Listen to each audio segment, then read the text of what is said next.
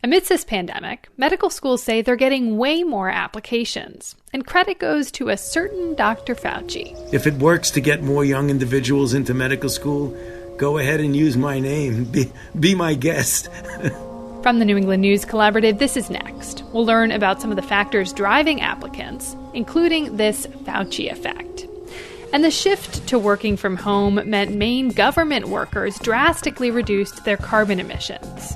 I would say this is seismic. What a drop in transportation emissions could mean for climate change and for health. Plus, we'll hear from a Boston reporter about covering a murder case that's now the subject of a new Netflix docuseries. They could not retry this case and win it because the evidence of corruption would upend this case. It's next.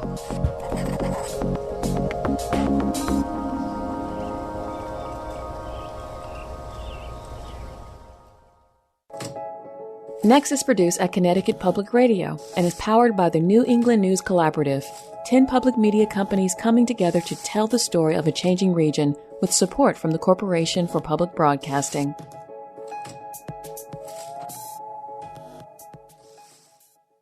I'm Morgan Springer. Thanks for joining us.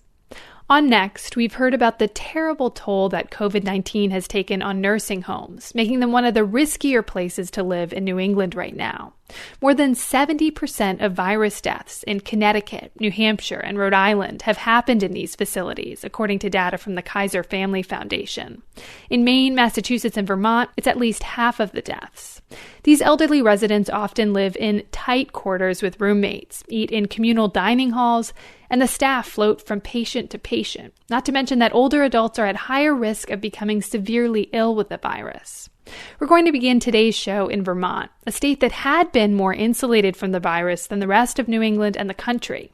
But as Vermont Public Radio's Liam Elder Connors reports, 10 elder care homes have experienced outbreaks of COVID-19 in recent weeks. Four Seasons Care Home in Northfield discovered its first case of COVID-19 in early November. One resident got tested when he went to the hospital for a non-COVID issue, according to co-owner Ashley Hudson. She says it was surprising. None of the staff had reported symptoms in their daily screenings, and none of the residents, who are screened twice a day, reported anything. So by the time the asymptomatic people tested positive, it was just all over. In less than a week, there were 22 cases at the 37-bed facility. Some of the residents, like 63-year-old Judy West, tested positive and started to feel sick. West says she got a cough, a headache, and a runny nose. Well, I was scared at first because you never know if you're going to die or not. The 32 residents were confined to their rooms and staff delivered meals. They also got commodes so they wouldn't have to use the communal bathroom. The weekly bingo game was canceled. 71-year-old John Williams, another resident who tested positive, says being sick was worse than the isolation. I just feel so crappy. I didn't really care about it. Staff were getting sick too. Nearly 38% contracted the virus, and some couldn't work. It got bad enough that the health department gave Four Seasons permission to allow infected staffers who felt okay to care for sick residents. Hudson, the co-owner, was one of those who tested positive and kept working. I mean, I can't tell you how many times I cried. The residents here are our family. Lots of them don't have family that even, come to visit them or anything. So you kind of feel a feeling of being a failure and not being able to keep it out of the home. More than 30 residents and at least 9 staff contracted the coronavirus at Four Seasons, according to Hudson. State data indicates one resident at the facility died, but Hudson said that resident, who died last week, had tested positive several weeks ago and showed no signs or symptoms of COVID-19 when he died. But not all elder care facilities in Vermont have been so lucky. Nearly all the fatalities reported since November 16th have been at long-term care facilities. State health officials have attributed the outbreaks to the rising levels of coronavirus in Vermont and said many likely stemmed from asymptomatic workers inadvertently bringing the virus inside facilities. We've been taking a really aggressive testing strategy. Kayla Donahue is the leader of the health department's outbreak response team. She says the state increased its testing regimen so it can quickly identify positive cases and isolate them. Many residents and staff members at these facilities are getting tested daily while we're trying to, learn more about the facility or when there's an active outbreak happening. While the new testing strategy might mitigate the severity of future outbreaks, for facilities currently fighting off the virus, maintaining adequate staffing levels is the immediate concern. At Elderwood in Burlington, more than 50% of its residents have contracted the coronavirus and at least 10 people have died.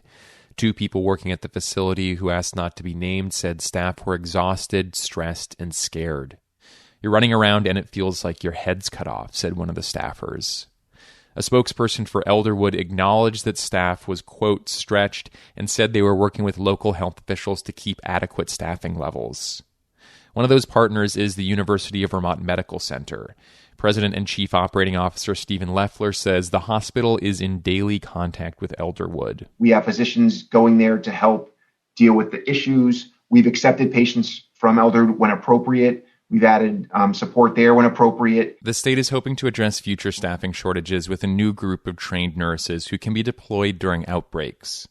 Monica Hutt, the commissioner of the Department of Disabilities, Aging, and Independent Living, says the pool of workers could be used to relieve the initial burden felt by facilities. As the virus enters the facility, staff are getting sick and have to get pulled off of their shifts. So there's always this period of time at the very beginning where before they can stabilize their own staffing resources, they typically need some assistance. The recent outbreaks and deaths come as the Pfizer vaccine is being distributed in Vermont.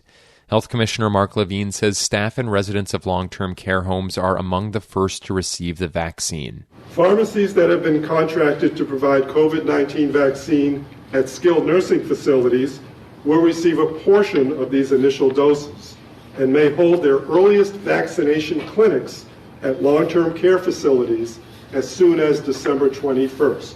For now, state officials hope the stricter mitigation procedures will prevent any more widespread outbreaks. At Four Seasons Care Home in Northfield, all but one of the infected residents has recovered. The facility started to allow communal dining on December 3rd, and group activities have now resumed. On a recent Tuesday, some residents sat in the TV room, watching the 5 o'clock news and waiting for dinner. That night, chicken nuggets and french fries. Maud Ducharme, who's 96, says during the outbreak, the staff took good care of her and the other residents. My gosh, they've been right in here and cooking and like that, delivering our meals. And it's extra work for the girls. I couldn't ask for anybody to be any better than they are. Hudson says they're still waiting for one resident who tested positive to come out of isolation.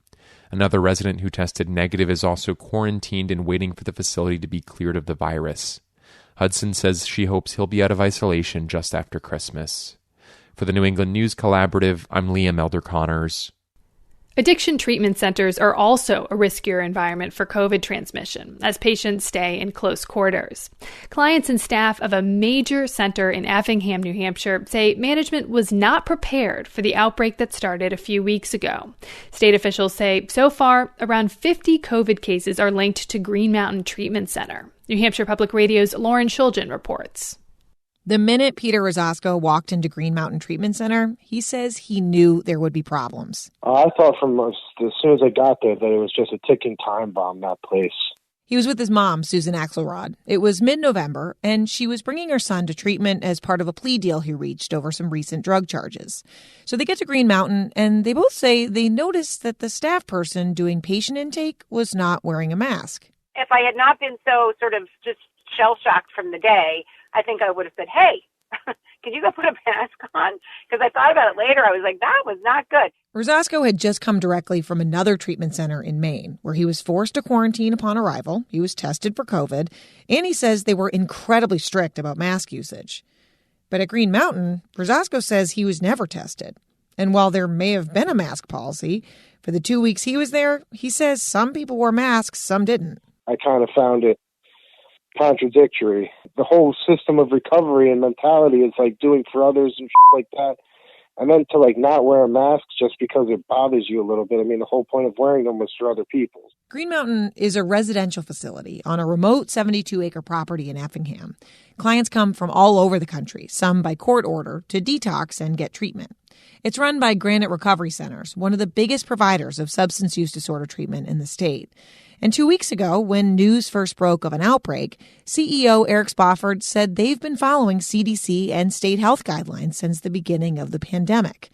But interviews with several clients, family members of clients, current and former staff members, and internal emails all dispute that claim.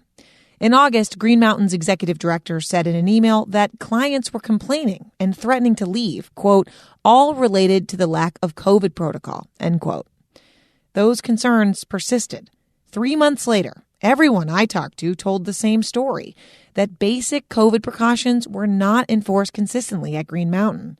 Take the dining hall. Here's Peter Rosasco again. You'd have the entirety of the campus, minus the small IOP program, going down the same buffet line, touching the same serving utensils without masks on, whatever.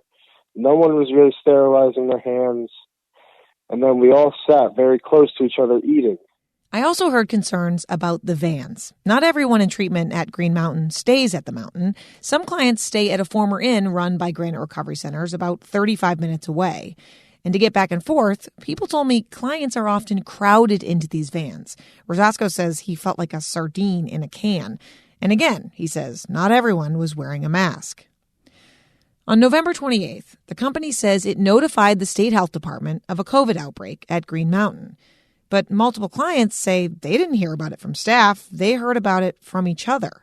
A client named Mike, who asked us not to publish his full name, he found out a friend at Green Mountain had tested positive, and he figured people should know about it.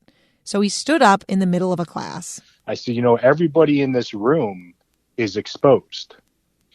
And that was a hard pill to swallow for a lot of people because they just didn't know. And I mean, in a way, if we hadn't, stood up and started talking about this, I didn't get the sense that anybody was going to say anything. Meanwhile, Peter Rosasco heard word of the outbreak and was trying to stay in his room. He was living in that former inn run by the treatment center. He says he'd only step outside to smoke. And on one of these breaks, he noticed vans coming from Green Mountain. I was just outside smoking a cigarette, and I was like, what the heck are these people doing? Don't tell me that they're the COVID positive people, which they were. Multiple people told me that staff moved clients who were positive or likely exposed to COVID from the mountain to the inn. That means in a building with people who didn't know yet if they had been exposed or not. I heard a lot about lax quarantine procedures, like staff hanging a plastic sheet in a doorway to separate COVID-positive clients from other people. As all these stories were coming to me, I got an email from Granite Recovery Centers. They said Green Mountain was launching a new addiction treatment program, one specifically for people with COVID. Again, the COVID outbreak at Green Mountain is ongoing, and now the company is inviting more people with COVID up to what they say is an isolated unit that follows CDC guidelines. I asked CEO Eric Spofford about this new initiative, and he told me people dealing with addiction and COVID can't wait for their quarantine to end to get help. For our clients, the risk, COVID certainly is risky, but addiction is riskier. 14 days is an eternity for somebody that's seeking help for a substance use disorder. And a lot can happen in that. And there's a lot of risk in waiting that time. But when I asked Spofford about his staff's ability to safely care for COVID patients, given the complaints I've been hearing, his press spokesman, Josh McKelvin, cut me off. I've heard multiple times from multiple people that the mask policy... Hey, Lauren, yeah? Lauren, I hate to interrupt. I'm not going to let Eric respond to allegations that he hasn't seen before. Well, that's why I wanted to tell him about him, because I want him to be able to answer. Well, you can see that in writing. I mean, I can't. It's just, that's everybody's got their hand out anytime they see an opportunity. I'm not saying there might not be some concern out there, but you got to. After the interview, I sent them an email with a detailed list of these staff and client complaints. Spofford didn't write back. McKelvin, his spokesman, did. He said they wouldn't respond to these claims and that Granite Recovery Centers is committed to providing treatment to anyone who seeks help in the safest environment possible. Peter Rosasco decided it wasn't safe up there, so he and other clients checked themselves out of Green Mountain. Rosasco then tested positive for COVID when he got back to Maine and has now developed symptoms. His mom, Susan Axelrod, she's worried about how all this could harm her son's recovery. I worry that without his community, it'll be a step back for him. I'm comforted by the fact that he's very committed to his recovery at this point. But it's definitely something that keeps me awake at night. As for the plan to take on more clients with COVID, Axelrod says it's an admirable effort, but she'd have to know what the health department thinks before she sends another family member there. Because after everything she's heard from her son, she says, quote, I wouldn't take Eric Spofford's word for it. That was New Hampshire Public Radio's Lauren Shulgin.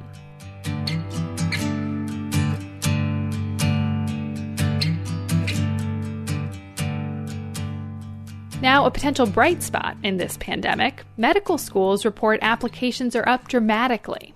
GBH Radio's Kurt Carapezza reports admissions experts are citing the pandemic, the economy, and a prominent doctor. Sitting inside her childhood bedroom in Natick, 23-year-old Mary Grace Kelly says for as long as she can remember, she's always wanted to be a doctor. We've lived here my whole life, so we still have some of those little kindergarten, preschool things of what do you want to be when you grow up, and mine always said doctor. When the pandemic hit, the Boston University graduate was working as a medical assistant at a private office that closed and then furloughed all of its staff. She took advantage of the free time and applied to 15 schools, just as medical colleges in the U.S. are reporting record application numbers. I'm someone who does love competition, so part of me is sort of excited for the challenge of, okay, there's more fish in the sea this year. While overall college enrollment is down nationally, medical school applications are up 18% compared to last year, before the pandemic. That's according to the Association of American Medical Colleges, which typically sees a 1 or 2% increase. It's unprecedented. Jeff Young oversees student affairs at the Association of American Medical Colleges. He says med schools expected a slight increase because of the weak economy, but nothing like this. Young chalks it up in part to the medical community's response to the pandemic. Applicants are so moved by the frontline essential workers, and they got really motivated. Young compares the crisis-inspired trend to what happened after another national tragedy. After 9/11, there was a huge increase in the number of men and women that were entering into the military. Tufts has seen a 16% increase, UMass Medical in Worcester, 17%, and BU, 27%. This year, we have received 12,024 applications. Kristen Goodell directs admissions at BU School of Medicine. Her 3-person staff is now sifting through all of those applications to fill about 110 highly coveted spots. Goodell says the med school with an urban teaching hospital is seeing a flood of idealistic applicants focused on social and racial justice. People are so aware that the pandemic has disproportionately impacted poor people and people of color, and what they want to do is make the world a better place. Behind closed doors, Goodell and other admissions officers have been calling this the Fauci effect. So what does the nation's top infectious disease expert think of the Fauci effect? It's very flattering that they're referring to it as that. We asked Dr. Anthony Fauci. Rather than the Fauci effect, it's the effect of a physician who is trying to and hopefully succeeding in having an important impact on individuals' health as well as on global health. So if it works to get more young individuals into medical school, go ahead and use my name. Be my guest. Fauci says he sees the flood of medical school applicants as a sign that people are thinking about social justice and their responsibility to others. That counterbalances, I hope, and maybe would even overcome the other side of the coin, which is the fact that people have no regard at all for society and only just focusing very selfishly on themselves. One applicant Fauci has inspired is Sam Smith of Somerville. He says Fauci and the pandemic have made him change the specialty he wants to go into, to infectious diseases. I've always been a little interested in it, you know. I think growing up I read quite a few of those, Hot Zone and some of those infectious disease books, but it kind of put everything in perspective, right, when you see thousands and thousands of people getting sick. In Natick, Mary Grace Kelly says Fauci and other physicians battling the virus have inspired her, too. There's definitely a call to arms thinking that if there's another pandemic, it'll be up to us. 2 aspiring doctors contributing to the historic increase in med school applications. For the New England News Collaborative, I'm Kurt Carapezza. As 2020 comes to a close, we'd like to hear from you. How are you coping during these cold pandemic winter months? Are you setting particular intentions for the new year? Leave a comment at 860-275-7595. Again, 860-275-7595. Or you can email us at next@ctpublic.org. One more time, that's next@ctpublic.org. And thank you.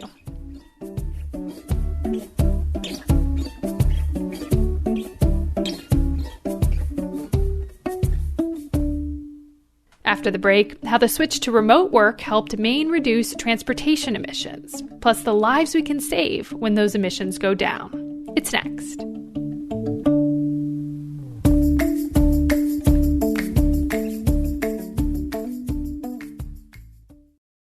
Next is made possible in part by our founding supporters who believe in the power of collaborative news coverage, including the Common Sense Fund, supporting the New England News Collaborative in its coverage of climate change and the evolving clean energy economy. Support also comes from Douglas Stone and Mary Schwab Stone through the Smart Family Foundation of New York. Welcome back. I'm Morgan Springer. Since the pandemic's early days, Maine government workers have reduced their car travel a lot. To be exact, by 1 million vehicle miles a week, thanks to rapid wholesale adoption of work-from-home policies. The preliminary data are opening an unexpected window on the future of telecommuting and its potential to deliver substantial reductions in global warming pollution. Maine Public Radio's Fred Bever reports. Last year, before anyone heard of COVID-19, Maine's legislature authorized a comprehensive analysis of telework's potential costs and benefits for state government and its employees. But as the research project got underway, the pandemic hit, and by April of this year, some 85% of the state government's workforce, excepting public safety positions, was suddenly working from home. In a research update to state lawmakers this month, Commissioner of Administration and Finance, Kirsten Figueroa, says the number of vehicle miles state workers drove dropped by more than 1 million miles each week. In the 30 weeks since, the state workforce saved an estimated 32 million miles worth of road time. I would say this is seismic. Representative Seth Berry co-chairs the legislature's Committee on Energy, Utilities, and Technology, and he was the original sponsor of the telework study legislation. As Berry notes, the pandemic forced a previously unimaginable experiment in the rapid adoption of telecommuting policies and practices. And he says it proves that telework holds big potential for reducing tailpipe emissions of carbon dioxide and other pollutants that contribute to global warming. The state of Maine climate emissions, 54% of them come from transportation, and if a large employer like the state of Maine can shift to 85% telework, that's massive. The state's memo estimated that CO2 emissions went down by 233,000 pounds a week as a result of the work-at-home effort. That means some 7 million pounds of CO2 emissions were averted since April. David Costello, Director of Clean Energy Programs at the Natural Resources Council of Maine, says the findings demonstrate that telework deserves more prominence in climate change policy in Maine and beyond. Particularly in the near term, while we wait for consumers to quite frankly fall in love with the zero-emitting vehicles, electric vehicles, right? This is a great transition opportunity. And potentially a lot cheaper than massive investments in electric vehicle or renewable energy infrastructure. And according to the state memo, preliminary data from an internal survey of state workers found that 89% of respondents said they were satisfied with telework. Not only governments, but companies are realizing that workers do get work done, and it is something that'll be part of, I think, many organizations going and businesses going forward, that they'll build in these remote work opportunities. Permanent, large-scale adoption of teleworking likely would create some new challenges. Those range from maintaining productivity among isolated workers to addressing racial, class, and geographic inequities in access to high-speed broadband or other resources needed for the virtual workplace. There seems to be a class problem here. Representative Ralph Tucker, a Democrat from Brunswick, points out that while so-called knowledge workers highlighted in the state report may easily transition to a home office, The jobs of many others require physical presence.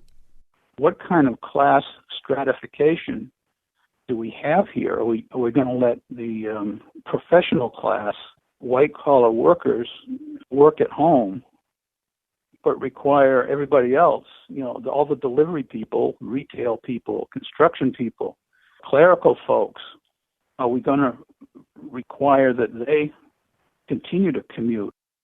Still, Representative Tucker, who co-chairs the legislature's Environment and Natural Resources Committee, says that while preliminary, the sheer scale of the estimated pollution reduction from telework took his breath away.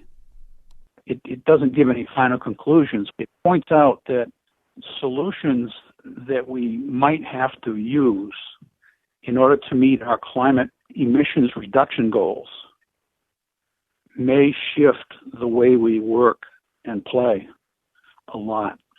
Finance Commissioner Figueroa declined comment on her memo. She says she'll wait until an outside consultant, the Sagel Group, completes its work and publishes a final report to be reviewed by stakeholders, including state workers' unions. The final product will include survey data collected about telework from other New England states, broadening even further the real-world data that the pandemic has so quickly generated. For the New England News Collaborative, I'm Fred Bever. When we drive, fly, take public transportation, or buy food that was carted across the country, we're part of the greenhouse gas emissions problem in the U.S. Transportation is the biggest source of emissions, but a group of Northeast and Mid-Atlantic states is trying to change that. They're expected to sign an agreement as part of the Transportation and Climate Initiative, or TCI, that would reduce carbon emissions from transportation. Participating states are expected to sign on by the end of the year. Here's how the plan would work. Gas and diesel distributors would pay a fee for each ton of carbon emitted. The revenue would go toward cleaner transportation. The initiative is controversial. Gas prices could go up, and not all New England states are expected to sign on. But the health benefits have been spelled out in a recent study from the Transportation, Equity, Climate, and Health Project, or TREC.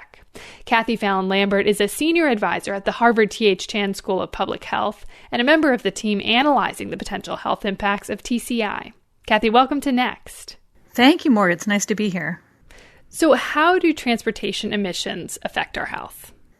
First off, as you mentioned, it contributes to climate change, and climate change can affect our health by increased exposure to heat waves and to extreme storms and weather events and to other health-related impacts like tick-borne diseases. And it also can affect our health by affecting air quality. So in addition to reducing greenhouse gas emissions, programs that could reduce other pollutants that contribute to air quality could be a health benefit. And then when we have access to safe biking and safe walking, we can gain more physical activity, and that can benefit our health by offering different modes of transportation that get us out of vehicles and gaining access to biking and walking. And your study, it's really powerful because it looks at the potential health benefits if there was a plan like TCI, the Transportation and Climate Initiative. And in the study, you have this thing called the deaths avoided metric. Basically, if transportation emissions were reduced, who would not die? Can you talk about what those numbers were that you found? Sure. So the TREC team, which is a multi-university collaborative, conducted an independent analysis of a set of TCI policy scenarios that were developed by states who've been involved in the process. And we looked specifically at a subset of the health benefits that are related to potential improvements in air quality and also improved access to biking and walking. And the results show that the cap levels for such a program and the different investment strategies could have a large effect on future health benefits. So one of the ways in which we evaluate health benefits is to look at premature deaths avoided. And these could be future deaths avoided due to air pollution or deaths avoided due to increased activity from biking and walking. We know from past research that even 15 minutes a day of additional biking or walking can have measurable health benefits. I want to just drill down to like the nitty gritty, like for the most ambitious plan, the largest cut to emissions, like how many lives per year are we talking about that could be saved? So our results are still preliminary, but on the order of about 1,000 premature deaths avoided when the program is fully implemented, going down to around 250. So there's a fourfold range there between the most ambitious scenarios and the least ambitious scenario that we looked at. So generally, transportation emissions are damaging the health of people of color most. Would TCI change this and address that? So we did look at how the benefits would be distributed among different types of populations. And we see that air quality gains across all scenarios are slightly higher for people of color than for others. But emissions reductions would need to be much greater in order to eliminate the higher air pollution burdens that people of color historically and currently face. So there would be higher benefits, just slightly higher, but a large gap in the inequality of air pollution exposure would remain. So it doesn't address the gap entirely.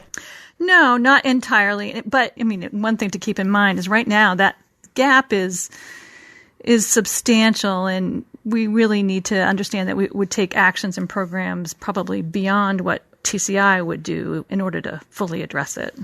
One of the things we've also been wondering about is, last year, New Hampshire's governor said the state would not commit to joining TCI.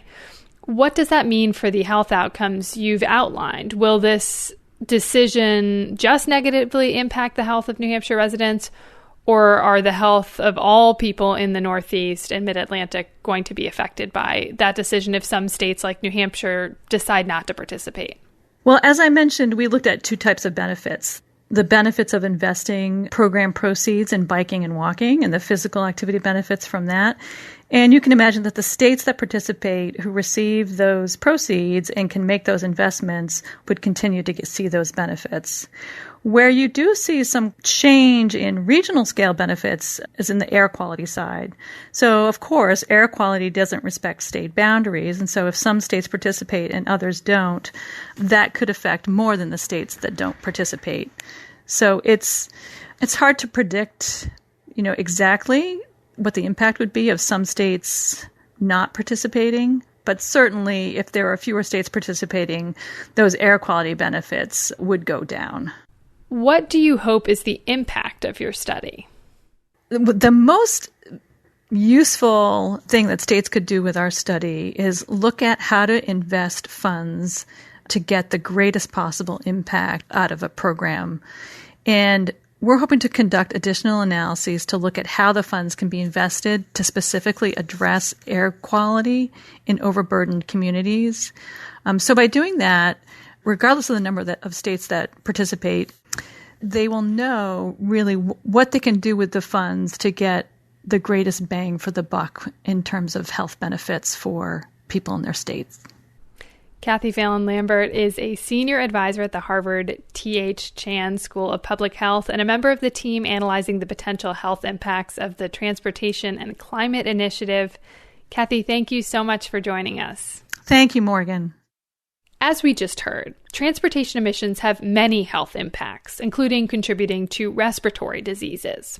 Springfield, Massachusetts is the #1 asthma capital of the United States. That's what the Asthma and Allergy Foundation of America determined in 2019. The city gets that designation because of the high prevalence of asthma, as well as the large number of emergency room visits related to asthma. Zulma Lee Rivera Delgado joins us to talk about how this has affected her family and community. She's a community organizer in Springfield. Zulma, thank you for coming on Next. You're welcome. Thank you for having me.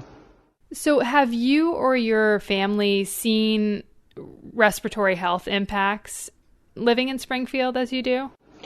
Yeah, so I grew up in the north end of Springfield, Massachusetts, which is predominantly Latino community and Black community, where the community itself was considered the most disproportionate community in the state of Massachusetts at one point.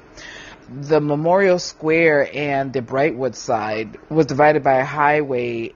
The highway itself pretty much continued to divide the community and causing air pollution. And so myself and my family, my mom was a community activist, but she was also a dance teacher in our community.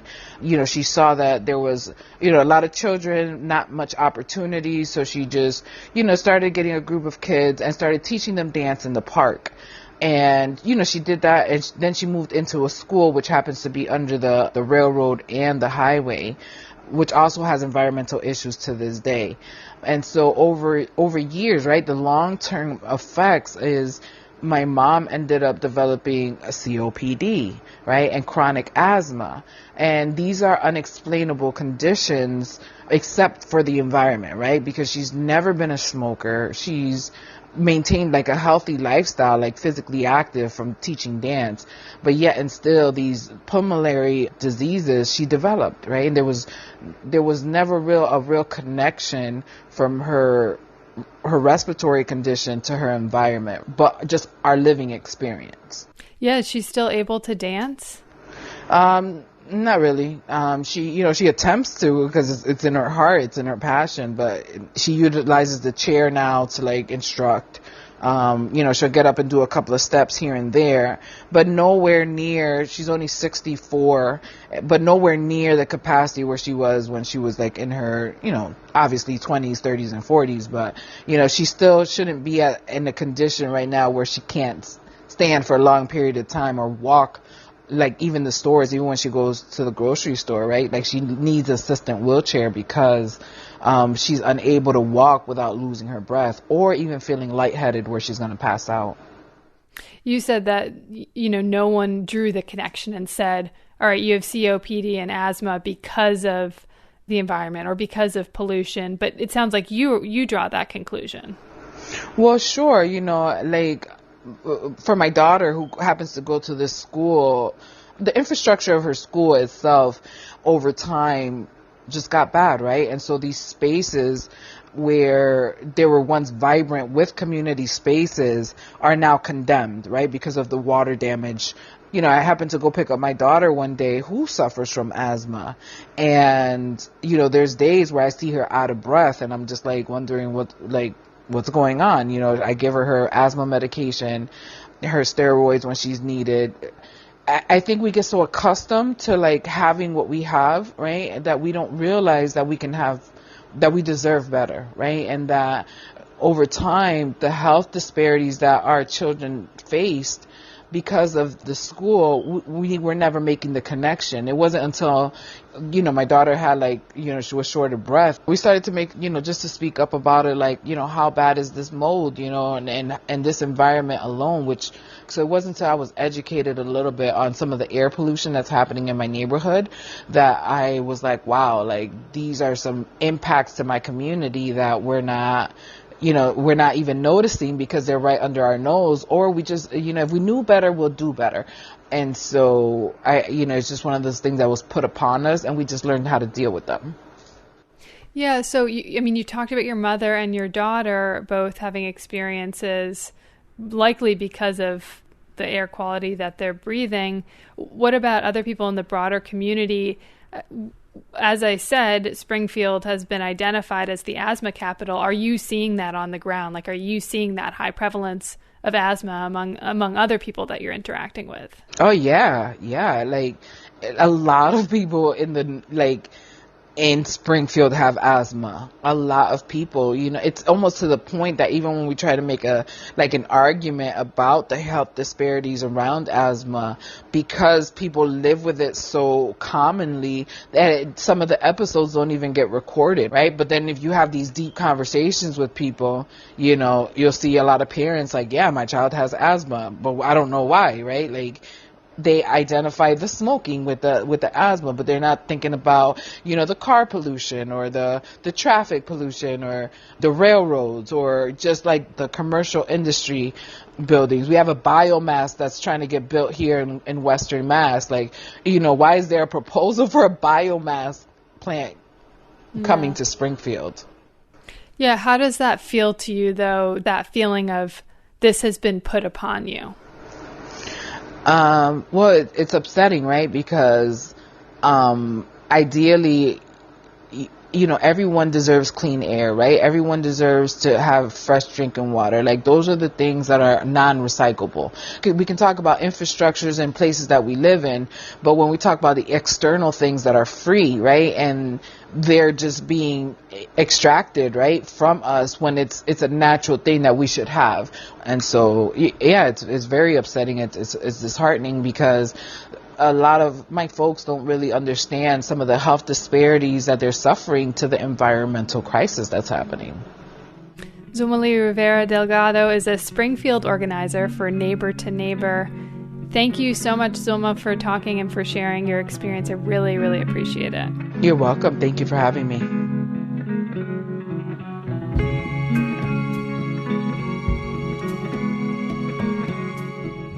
Coming up, a new Netflix docuseries, Trial 4, tells the story of a Boston murder case, and a local reporter makes an appearance. It's next. Next is made possible in part by our founding supporters who believe in the power of collaborative news coverage, including the John Merck Fund, supporting the New England News Collaborative in its coverage of climate and clean energy. Okay, we're back. In 1993, a white police detective in Boston was found murdered in his vehicle. The blame fell on Sean Ellis, a black teenager. Ellis served more than 20 years in prison for the murder conviction, always maintaining his innocence. Then, 5 years ago, he was released after a judge determined he hadn't gotten a fair trial.